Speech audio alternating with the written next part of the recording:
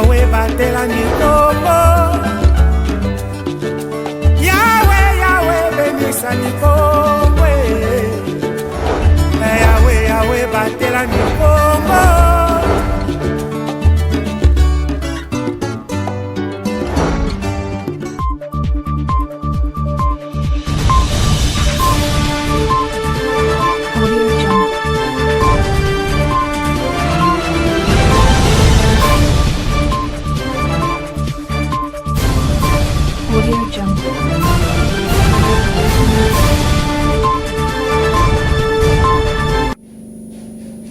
Salutations spéciales à vous, messieurs et dames. Bienvenue à cette édition du journal.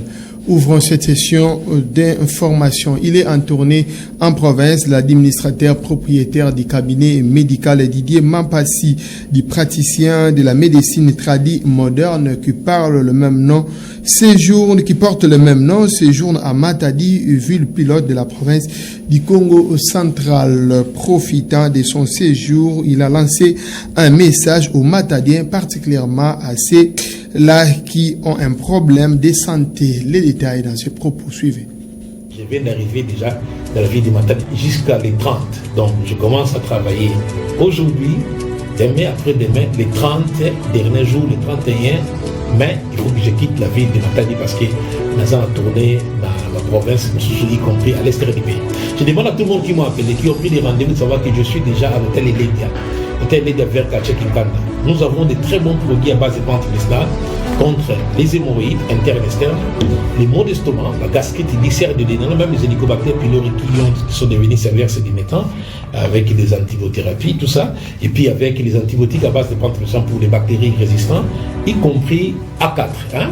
J'ai beaucoup de commandes, A4. A4, c'est un médicament que nous avons mis au point pour aider les patients qui ont des complications en matière sexuelle. C'est-à-dire que lorsque vous n'arrivez pas à bien faire les rapports sexuels, c'est un médicament qui peut corriger. Ces médicaments, il y en a en version sirop, il y en a en version capsule, c'est disponible dans là où je suis dans la ville de Matadi. Je rappelle que je viens d'arriver dans la ville de Matadi.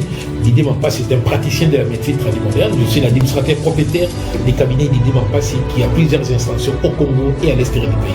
Vous serez la bienvenue. Je suis à l'hôtel Eledia. N'hésitez pas de venir de 7h30 à 22h chaque jour. Je quitte la ville les 30 ou les 31 matin. Je serai déjà parti et à la prochaine occasion parce que je serai déjà dans la ville de Mwanda. Pour les gens qui me suivent à Mwanda, je serai là des 1er jusqu'au 4 dans la ville de Mwanda. Et puis les 4, je dois rentrer, les 5, je dois être à la Johannesburg ou pour aller à Cape Town pour aller constater. Vous serez la bienvenue. Donc confirmé, je suis dans la ville de Matadi. Après Matadi, ce sera Mwanda. Parlons du SOS de la population de la commune de Kabondo dans la ville de Boma qui dénonce l'état de dégradation de la route Kabondo.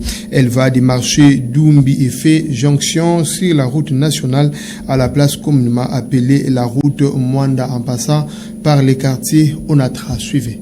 La ville portuaire de Boma fait face à plusieurs défis d'ordre infrastructurel, notamment les routes. En dépit de quelques-unes réhabilitées par le feu gouverneur Jacques Mbadou et les boulevards construits par le gouvernement central à l'époque de l'ancien président de la République Joseph Kabila, plusieurs sont en état de délabrement, dont la route Kabondo. Elle va du marché Dumbi et fait jonction sur la route nationale communément appelée route Mwanda, en passant par la maison communale de Kabondo et les quartiers Onatra. Ces tronçons routiers qui séparent les communes de Kabondo et Kalamou se meurent par manque d'entretien, selon un notable du coin qui s'est exprimé au micro de l'émission Farafara à Boma. La plaidoirie de la population pour sa rénovation remonte depuis les années 2000 ans. Selon lui, la population de cette contrée est abandonnée à son triste sort.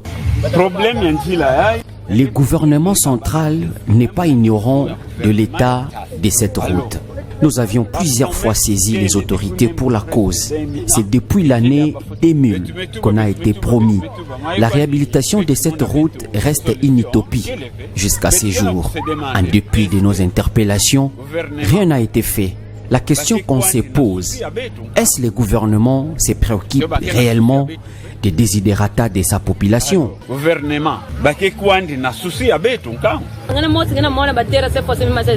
Vous avez vu de vos propres yeux l'état de cette route. De l'autre côté, elle risque de se couper en deux. Les caniveaux sont presque inexistants.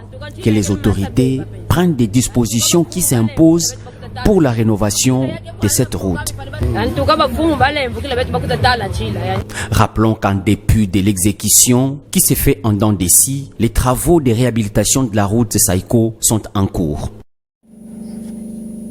Des violents affrontements ont éclaté dans la journée de ce lundi 25 mai 26 mai 2025 à Mbanza-Ngungu entre le membre de l'église des Noirs dénommé Kintoadi Kiabandombe et les éléments de la force de l'ordre, alors que ces membres de cette église des Noirs voulaient libérer des forces 3 de leurs membres arrêtés par la police pour avoir dévalisé une paroisse de l'église catholique. Pas de perte en vies humaines, mais de blessures enregistrées. Je vous propose de suivre l'administrateur des territoires de Mbanza-Ngungu, M. Willy Makumbani, joint au téléphone par notre rédaction. Suivez. Le samedi, à Zongwesne, on avait arrêté 3 élèves de cette église. Soit de Kabando, les informations sont allées saccager l'église catholique en détruisant même certaines statues dans cette église. L'église a suivi la police et la police est allée mettre la main sur ces gens-là. Ils ont arrêté 3 personnes qui étaient transférées en Bandangou. Comme les samedis c'était tard, il fallait qu'on termine le dossier ce matin. Subitement, le bureau de l'auditorat a été envoyé par des églises. Ils sont venus, ils ont voulu libérer les lèvres par force. Ils ont commencé même à caillasser les portes, à casser les personnes, les militaires. Pendant qu'on sortait, les arrêter pour les tirer au niveau des transports, au niveau des parquets. Donc il y a eu un fort mouvement à tel point la police a voulu être déportée. Ils ont commencé même à tirer en l'air pour le sang et calme. Et puis là, il y a 3 policiers plus un militaire. Ils ont été blessés. Les adeptes sont venus avec des pierres, des bâtons, des morceaux de planches. Ils se sont pris à la police qui cherchait à maintenir de l'ordre public. Il y a 2 qu'ils ont réussi à libérer par force pendant qu'ils sortaient du cachot pour qu'ils soient ramenés au niveau du parquet. Dans ces moments-là, ils se sont pris aux éléments de l'ordre qui les tenaient. Ils ont pu libérer 2, mais un, on l'a amené au niveau du parquet. Quittons la province du Congo central, messieurs et dames, elle fait de l'implémentation du programme du gouvernement dans 2 provinces son cheval de bataille. Ces petits détails justifient la présence de la première ministre Judith Tuluka Souminois dans la province d'Ikasaï centrale et autres. Le dimanche 25 mai, la chef du gouvernement a visité plusieurs chantiers et sur place à Kananga. Je vous propose donc de suivre son intervention accordée à la presse quelques minutes après son arrivée. En tant que Premier ministre, c'est bien de gérer, de coordonner l'action gouvernementale au niveau de Kinshasa, mais c'est important aussi de descendre sur le terrain et au niveau des provinces. C'est vrai que je ne peux pas faire toutes les localités, tous les territoires, toutes les ETD, mais au moins arriver dans les chefs-lieux et essayer d'aller le plus loin que je peux pour me rendre compte moi-même de ce qui est en train d'être fait, de ce qui est en train d'être mis en œuvre en collaboration avec les différents gouverneurs de province et donc ici le gouverneur du Kasaï central, et ça me permet ensuite de voir comment on peut mieux faire les ajustements nécessaires par rapport à la mise en œuvre du programme d'action du gouvernement qui est exécuté ici dans la province, et s'il y a des ajustements, voir quelles sont les contraintes, quelles sont les goulottes d'étranglement pour qu'on puisse évoluer. Et donc ça, c'est un des premiers objectifs, mais l'autre objectif aussi, c'est de pouvoir démontrer en arrivant dans les différentes provinces, et donc ici au Kasaï central, que la République démocratique du Congo est une seule, indivisible, et donc c'est de passer ce message de paix, de cohésion nationale, parce que je pense que dans les moments actuels où le pays est agressé par le Rwanda et ses supplétifs du M23 FCC, il est important de montrer à la population que nous devons être tous unis derrière le chef de l'État, son Excellence Félix-Antoine Tshisekedi, parce que nous ne voulons qu'une chose, le respect de l'intégrité territoriale du pays, le respect de notre souveraineté.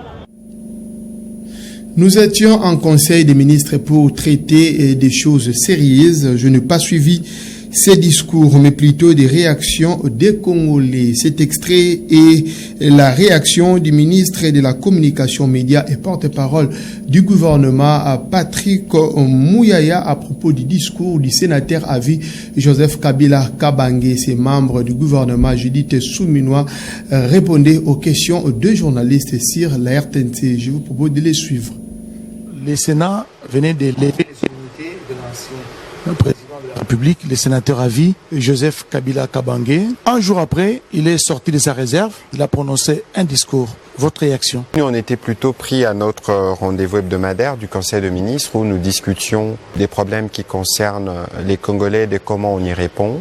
Et il y a un des sujets qui est revenu notamment du niveau du ministère de l'Éducation où aujourd'hui nous sommes préoccupés à nous assurer que les enfants qui sont dans les territoires sous occupation puissent participer aux épreuves des examens d'État. Et donc nous nous sommes assurés que les frais qui doivent être payés par le parent puissent être couverts parce que nous sommes plutôt préoccupés par des questions de ce type-là. Personnellement, je n'ai pas eu le temps de suivre parce qu'on était occupés à ce qui, à nos yeux, est plus important. On a vu les réactions de Congolais sur les réseaux sociaux disent tout de ce que le Congolais pense. En réalité, le président Kabila est un homme du passé qui n'a absolument dans le contexte actuel rien à proposer pour l'avenir parce qu'on a vu sa première sortie d'abord dans le Sunday Times en Afrique du Sud où il a porté son soutien à un mouvement qu'il a lui-même combattu comme président. C'est un ensemble de contradictions qui ressortent, mais bon, nous sommes en démocratie, chacun libre de ses opinions. Nous, pour ce qui nous concerne, nous nous afférons à régler des problèmes qui malheureusement il n'a pas pu régler à l'époque et les plus importants pour nous comme gouvernement,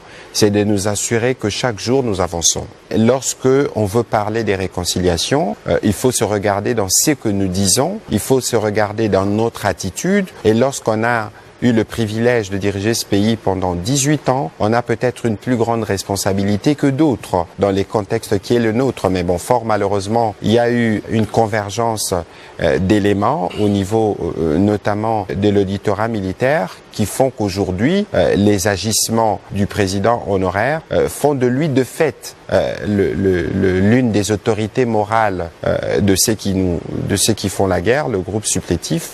Et donc, c'est bien dommage, dans une posture comme la sienne, bénéficiant d'une loi qui fixe un certain nombre de choses en termes de ce qu'il faut faire, en termes de ce qu'il ne faut pas faire. C'est bien dommage parce qu'on aurait pu penser qu'après toutes ces années à diriger la RDC, qu'il pouvait être lui le premier à être le plus disposé pour aller vers la réconciliation et non pas à aller dans ce que nous vivons aujourd'hui. Mais quoi qu'il en soit, c'est des contradictions qui arrivent dans la nature humaine et nous n'allons pas nous focaliser dessus. Ceci dit, vous savez, Willy Kalengai, nous avons fait le choix de la démocratie.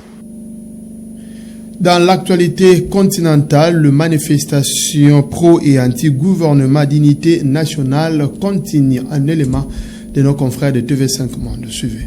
Des pneus brûlés et une route bloquée. Voilà comment ces manifestants tentent de se faire entendre. Ils réclament la démission du Premier ministre libyen.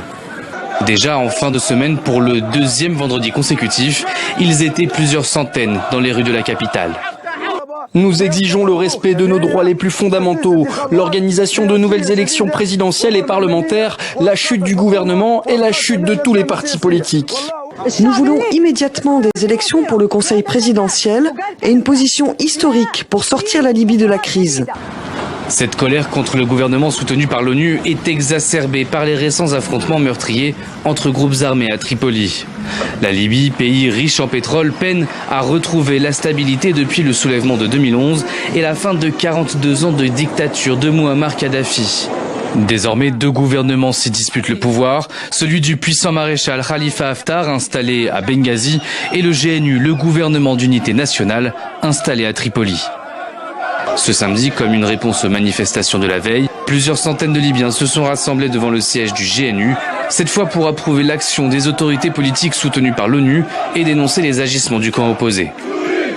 Toutes les brigades et milices doivent être placées sous l'autorité de l'État, du ministère de la Défense ou du ministère de l'Intérieur.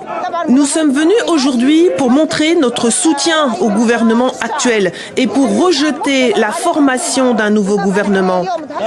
Des élections présidentielles et parlementaires devaient se tenir en décembre 2021, mais elles ont été reportées en raison de divergences entre les deux camps rivaux. Aucune date n'est pour l'heure fixée.